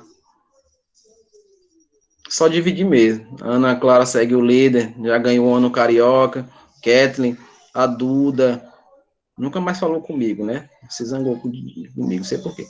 Felipe Dudman, eu tô aqui também, o Jorge Harris, o Gildaço, Isabelle, o João Gabriel, Josiel, Júlia, Camille, Maria da Glória, Mariana, Maria Eduarda Carvalho, Sérgio e a Simires. Graças a Deus. Prosseguindo lá a brincadeira, vamos prosseguindo a brincadeira. Tem aí uma explosãozinha bonitinha para vocês, né? Pequeno cogumelo aí. Vamos ler a questão. É uma questão mais teórica. Opa, passei, não era para ter passado. Voltou. A falta de conhecimento em relação ao que vem a ser um material radioativo e quais os efeitos consequentes do uso da irradiação pode gerar o medo e a tomada de decisões equivocadas, como a apresentada no exemplo a seguir. Uma companhia aérea regou-se a transportar material médico por exportar um certificado de esterilização por irradiação. Gente, vocês acreditam que hoje os alimentos eles estão sendo conservados com irradiação? Frutas e verduras que passam mais tempo lá naquelas bancas, né? Que eu não sei o nome daquilo dali, aqueles bangalô onde ficam as frutas e verduras. Elas são irradiadas, justamente para evitar o brotamento, para evitar que elas amadureçam rapidamente, né? E, consequentemente, o apodrecimento. Só que essa irradiação não vai ficar ali no material, gente. Nós temos que levar em consideração o seguinte: pessoas que sofreram radiação, elas não vão passar radiação para a gente, elas já receberam esses raios, foram irradiados, e esses raios modificaram o seu DNA, e elas ficaram com isso no seu DNA. Então, elas não transmitem. Eu lembro do documentário que eu vi sobre o CES-137, lá em Goiânia, que os vereadores, deputados, quando eles queriam ganhar os seus votos, eles faziam caminhadas naquele ambiente lá, do pessoal que foi contaminado, só que eles não chegavam próximo, porque eles acreditavam que a radiação passaria para eles, como se ela ficasse acumulada no organismo e que ela fosse um vírus, né, que era transmitido. Então, isso não acontece. Isso não existe mesmo com os alimentos que são irradiados. Nós podemos consumir tranquilamente, sem medo de morrer, não vai acontecer nada com o nosso organismo. Em relação, obviamente, a partículas atômicas, né? A o que nós conhecemos aí como os raios ionizantes. Não vai ter nenhum problema, tá ok? Então, vamos lá. A decisão tomada pela companhia é equivocada, pois, letra A, o material é incapaz de acumular radiação, não se tornando radioativo por ter sido irradiado. E aí? Já posso marcar essa daqui como certo? Sim ou não? Vamos lá, fala aqui, Cris, não me deixe no vácuo, não. Sim. É ela está correta. Ora, porque ela foi irradiada, ela não acumulou esse material, não é acumulativo. Outra coisa, gente, calor, frio, vento, intemperismo, isso daí não impede a radiação de se propagar. Não há impedimento, tá? Não é à toa o sol. Gente, é o sol, crianças. O sol, ele está irradiando a gente todo santo dia. Ele manda energia para a gente. Então, aquela energia é radiação. Então, não há impedimento com essa natureza que eu acabei de falar para vocês. Tá ok? Então, letra A. Letra A, tranquilamente. Bora só analisar as demais. Bora ver a análise das demais. Letra B. A utilização de uma embalagem é suficiente para bloquear a radiação emitida pelo material. Gente, não tem radiação lá. Não tem radiação. Esse é o fator. Agora, se a gente fosse carregar uma flash blender, aí, crianças, é outra coisa. Nós temos lá um material radioativo, né? O material que vai irradiar. Olha a Rebeca. Então, esse material, ele não tem radiação. Então, dizer que uma embalagem, 2, 3, isso não é empecilho. Tá? Na letra C, a contaminação radioativa do material não se prolifera da mesma forma que as infecções por micro-ondas. Gente, é interessante falar esse negócio de micro-onda. Ah, professor, micro-onda me dá algum problema? Dá. Micro-onda, onda, falou de onda, eu tenho frequência, eu tenho comprimento de onda, eu tenho partículas. Então, aquelas partículas, elas podem me causar algum problema. Só que é a frequência um pouco maior, né? Então, ela não vai me dar um problema aparente. Ah, eu posso ficar olhando? Pode. Você só não pode se aproximar demais. Não abusem da sorte. A questão é essa. Não abusar da sorte. Letra D. O material irradiado emite radiação de intensidade abaixo daquela que é oferecida risco à saúde. Primeiro. Não acumulou. Então, não vai ter a irradiação. Mesmo que estivesse dizendo aí que era partículas alfa ou partículas beta, né, não tivesse nem levando em consideração as gama, mas não houve radiação, por isso que a letra A já é de cara a correta, né? E na letra E, o intervalo de tempo após a esterilização é o suficiente para que o material não emita mais radiação. Gente, de tempo, acabamos de calcular aqui. O tempo vai depender do elemento. Se nós tivéssemos um material radioativo lá, por exemplo, o iodo, que ele tem o seu isótopo radioativo, ele tem um tempo de meia-vida de 8 dias. 8 dias ele está na face da Terra, 8 dias. Com 4, 5, 6 meia-vida, 7 meia-vida, ele está extinto aí facilmente, né? Ele é extinto facilmente. Nessa questão, não tem esse afirmativo do material está presente lá. Só foi irradiado. Então, o tempo seria se nós tivéssemos o material lá. Aí nós poderíamos calcular a quantidade de tempo existente, a quantidade de meia-vida para ele se desintegrar, o quanto ele poderia produzir de material no final, ainda radioativo. Então, são fatores interpretativos da questão. Isso daqui não sei porque que ficou assim. Deixa eu só fazer uma coisa aqui. Não, deixa para lá. Eu vou manter aqui. Ah, já saiu, mas eu vou fazer a mesma coisa. Pronto, voltando para cá. Ó, vamos lá, quarta questão. O lixo radioativo nuclear é resultado da manipulação de materiais radioativos utilizados hoje na agricultura, na indústria, na medicina, em pesquisas científicas, na produção de energia, etc. Embora a radioatividade se reduza com o tempo, o processo de decaimento radioativo em alguns materiais pode levar milhões de anos. Por isso, existe a necessidade de se fazer um descarte adequado e controlado de resíduos dessa natureza. A taxa de decaimento radioativo é medida em termos de um tempo característico chamado de meia-vida, que é o tempo necessário para que uma amostra perca metade de sua radioatividade original. O gráfico seguinte representa a taxa de decaimento radioativo do rádio 226, o mais radioativo de todos, elemento químico pertencente à família dos metais alcalinos terrosos. O interessante é isso. É porque ele faz parte dos representativos. Não é à toa que existem muitas controvérsias em relação à posição de alguns elementos na tabela periódica. Posso dar um exemplo para vocês do iodo. O iodo, ele é um intruso. Muitos artigos científicos falam sobre isso, né? Foge à regra lá do crescimento de massa para poder identificar esse elemento como representativo ou transição. Mas tudo bem, voltando aqui. Então, esse elemento químico pertencente à família dos metais alcalinos terrosos e que foi utilizado durante muito tempo. Vocês estão vendo aqui? Aliás, ainda não estão vendo, né, professor? Você não espelhou, não, né? Ninguém me chamou a atenção, vocês são muito educados, né?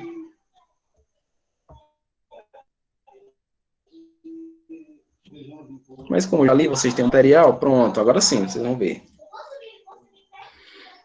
Então, vocês já vão ver, vão visualizar bonitinho. Já está aparecendo aí para vocês? Sim. Pronto, apareceu, né? Sim. Pronto, eu li tudo isso daqui, né? E aqui mostra o gráfico que eu já tinha falado para vocês que representa esse processo aí da minha vida, né? Ele é um exponencial, um decaimento está caindo, né? Ó, note que a massa vai reduzindo a metade em função de tempo, não é isso? Ó? Então, reduziu a metade é um meio dela, né? Ó, lembra que tem quilograma, não é isso? Reduziu mais uma metade aqui, ó, um quarto, mais um oitavo. E tudo isso em função do tempo, né? Tudo isso está relacionado ao tempo. Então, vamos lá, letra A. Quanto maior é a meia-vida de uma substância, mais rápido ela se desintegra. Quanto maior a meia-vida, mais rápido ela se desintegra. Tem fundamento isso? O que vocês acham? Sim ou não? Quanto maior é a meia-vida, mais rápido ela se desintegra. Alguém respondeu ali, mas eu não vi, né? Deixa eu ver aqui no chat. Não, né, Camila? Porque esse processo de meia-vida, ele não é rápido mesmo, não é porque ele vai ter uma quantidade maior de meia-vida que ele vai desintegrar rapidamente. Não é a velocidade da desintegração, não é em função da meia-vida. É quantas meia-vidas vão acontecer, né? Quantas meia-vidas vão acontecer? Agora, se eu tenho uma meia-vida muito longa, 4.800 anos por aí, é que demora mesmo, né? É que demora mesmo, não tem nada de rápido aí, não. Então, vamos cancelar a letra A. A letra B. Apenas 1/8 de uma amostra de rádio terá decaído ao fim de 486 anos. Quando ele fala assim, que apenas essa amostra aqui, né, de 1/8, é como se ela saísse daqui de 1 quilo e já caísse para cá, ó. Isso é possível? Negativo. Ele vai ter que passar para o meio, um quarto, e depois é que vai para essa amostra de um oitavo. Né? Ainda mais que diz apenas, né? Como se só ela saísse de 1 quilo e caísse diretamente para aquela proporção de um oitavo, não é? Então, não é por aí que funciona. Então, letra B também está fora. Na letra C, metade da quantidade original de rádio, 226, ao fim de 3.240 anos, ainda estará por decair. Metade da quantidade original do rádio, ao fim de 3.240, ainda estará por decair? Tá correto? Sim ou não?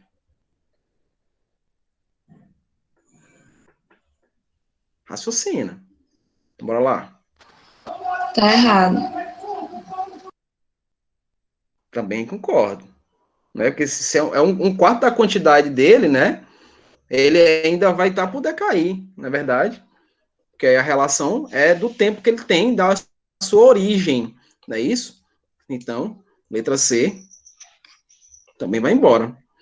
Na letra D, restará menos de 1% de rádio em qualquer amostra dessa substância após decorridas 3 meia-vida.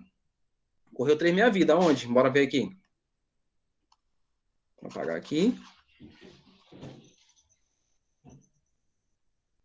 Canetinha. Então, a gente tem essa meia-vida, né, ó. Daqui para cá, nós temos uma meia-vida. Daqui para cá, nós temos outra. E daqui para cá, nós temos outra, não é? Então, a decorrência dessas 3 meia-vida, e a gente parou bem aqui em 1/8. 1/8 dá quanto? Se eu dividir, dá quanto? Dá 0, quanto? Dá 0,125, né? Ó. 1/8, ele significa que nós temos 0,125%, né? Ó. Então, isso daqui é menos de 1%, né? Menos de 1%. Então, tá correto dizer isso na letra D. Tá correto. Tá ok? Bora ver bem na letra E. A amostra de rádio diminuiu a sua quantidade pela metade a cada intervalo de 1.620 anos devido à desintegração radioativa. Negativo, olha aqui os anos modificando, ó. Né? Tá modificando o ano, 1.260, 1.620, 3.240, tá modificando, não é em função apenas desse ano aqui. Então, letra E, já era. Professor, Ok, então, oi. eu fiz, né, essa questão e tudo mais, aí eu fui olhar o gabarito. O gabarito tem letra E. Ou eu acho que esse gabarito tá errado, porque já teve, né, o gabarito errado. Não sei. Pode ser, pode ser. Porque se a gente for fazer a relação de 3 meia-vida, ele vai dar pra gente aí 1%, menos de 1%, que é 1/8 da massa que foi desintegrada. Letra E, eu não acredito que não seja, não. Não existe nada perfeito, tá? Eu vou até verificar, então, mas o cálculo que eu fiz vai dar um valor abaixo, né? Vai dar um valor abaixo. Mas eu vou olhar direitinho, tá, Camille? Vou olhar direitinho, tá bom? Aí eu dou essa devolutiva para vocês, tá bom? Dou a devolutiva para vocês. Pronto, bora aqui. Tem mais. Aprendizagem, bora para a aprendizagem. As propostas eu deixo para vocês, tá bom? Bora para a aprendizagem. Que horas são? 10h34. Como a gente não parou para o intervalo, viu, Elaine? Vou explicar isso para você. A gente não para para o intervalo, né, de uma aula para outra. E aí eu dou esse intervalo para eles às 10h40, né, gente? 10h40, né, que a gente tá fazendo isso. Então, para eles terem esse intervalo direto. Tá bom? Vamos aí. Essa primeira. O uso do radioisótopo rutênio, que é 106, vem sendo utilizado por médicos na Universidade Federal de São Paulo, no tratamento de câncer oftalmológico. Esse radioisótopo emite radiação que inibe o crescimento das células tumorais. O produto de decaimento do rádio, no caso, radioativo, perdão, do rutênio 106 e do ródio 106, a partícula emitida do decaimento de rutênio 106 é... Como é que a gente faz isso daí? Primeiro, bora colocar aqui, né? Um tá virando o outro, né? Deixa eu ver aqui. É o rutênio virando... Então, esse daqui, né?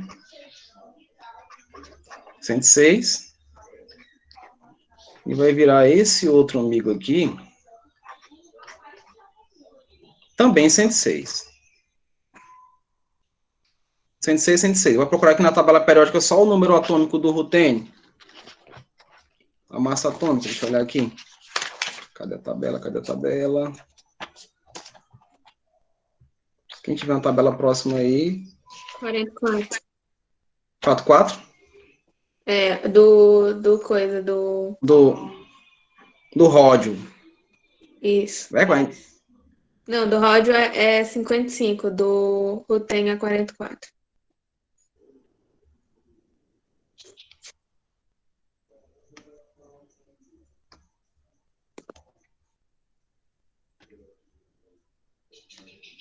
R$ 55,44. Rutênio 44, ródio 45.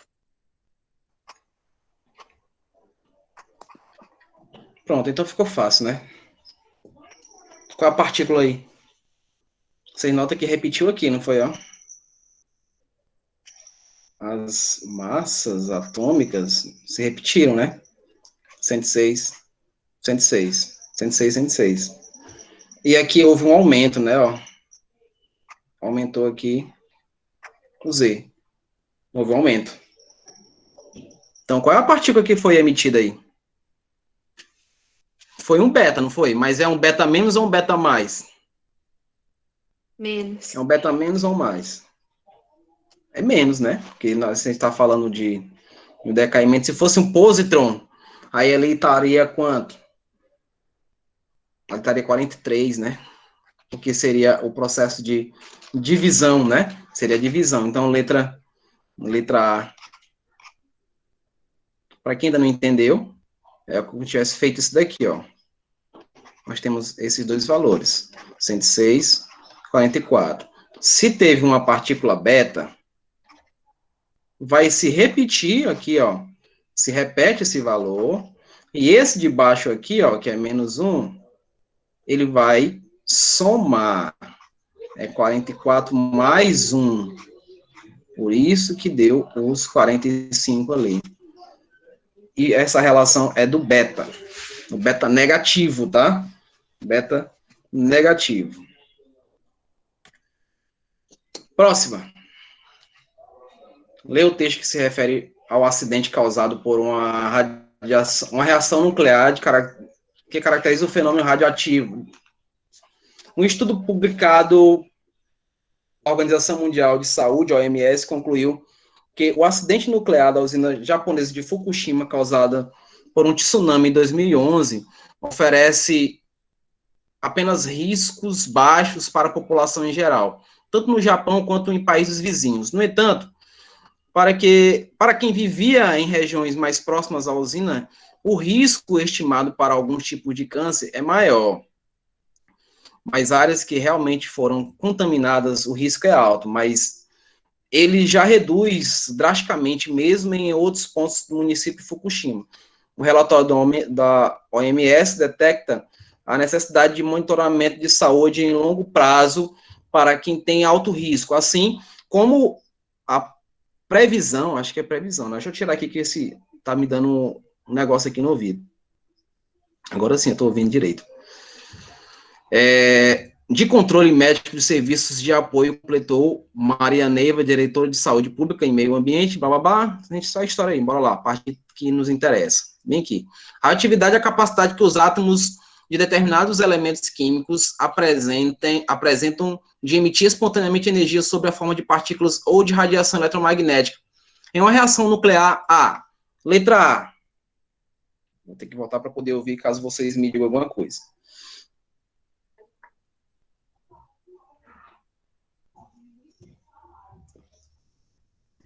Letra A. A participação somente de elétrons da última camada do átomo. É só elétrons que participam desse tipo de procedimento. É só beta que está. É da última camada porque é de lá que a gente faz as ligações, é de lá que a gente faz as relações matemáticas, né? Tá correto a letra A? Não, né? Além desse processo, vocês viram que sai quem? Sai o alfa, né? Sai o próprio beta, que ele está levando em consideração aqui, não é isso? Também sai o gama, ainda mais que lá teve contaminação dos isótopos do hidrogênio. Vocês conhecem os isótopos do hidrogênio? Nós temos o hidrogênio, nós temos o deutério, nós temos o trítio, né? Hidrogênio, deutério e trítio. Esses elementos foram o que causaram problema lá para a população de Fukushima. Esse material, ele é utilizado para resfriar o reator, né? Os reatores são resfriados, né? Mediante aí a utilização desses isótopos do hidrogênio. Na letra B, dependência da pressão e temperatura na velocidade do processo. A gente viu, inclusive, que esses interpéries aí, né? Eles não atrapalham aí a questão da propagação da radioatividade. Não há, ninguém vai conseguir fazer isso. Eles se propagam no ar tranquilamente. Então, ter questão de temperatura e pressão, alta ou baixa temperatura, pressão alta ou baixa, enfim, não vai haver a interferência quanto à radiação. Na letra C, identificação da estabilidade do núcleo atômico por meio do número de prótons. Identificação da estabilidade do número atômico por meio do número de prótons. A estabilidade não é só por prótons. A relação é entre nêutrons e prótons. Tá? A relação é de nêutrons e prótons, não única e exclusivamente aos prótons. Relação direta entre eles, porque se é núcleo, não é, ó? Se é núcleo, lá dentro nós temos de preferência esses dois, né? O nêutron ajudando o próton e mantendo a estabilidade desse núcleo. Então não pode ser na letra C. Na letra D, decomposição radioativa de núcleos e formação de novos núcleos mais estáveis. É essa, né, não? É essa, letra D. Ela vai decompor, né, vai se formar em outros para poder se estabilizar. Esse é o processo da radioatividade. E aí a letra D. Crianças, eu vou parar por aqui. Nossa aula está muito grande. Está dando mais de 1h e pouco. Na hora da gravação vai demorar um pouquinho. Eu vou dar uma olhadinha naquela questão, tá? E eu vou colocar algumas ratificações no sala de aula sobre ela, caso eu verifique, tá? Agradeço a vocês a participação de hoje e vamos fazer atividades propostas, tá? Façam as atividades propostas, treinem, treinar. Inclusive, vocês olhem no material que tem lá como se fosse uma informação de o que você errou, quantas errou, qual você teve dificuldade. Vejam isso daí. Tá? Na próxima aula, se quiserem, pode trazer questões, mesmo que não seja no nosso material, que vocês estejam estudando aí paralelamente em relação a esse conteúdo, trago para a gente debater em sala. O debate no terceiro ano é importante também, tá? Manda o slide no grupo. Mando sim, tá? Tá ok? Eu vou parar a gravação aqui. Desejo a vocês um bom dia. Estudem. Não percam tempo. Descansar só depois do Enem. E já tá bem aí, gente. Tá bem aí, não tem para onde fugir. Tá bom? Um abraço a todos. E fica aí com a tia Elaine. A enfermeira Elaine.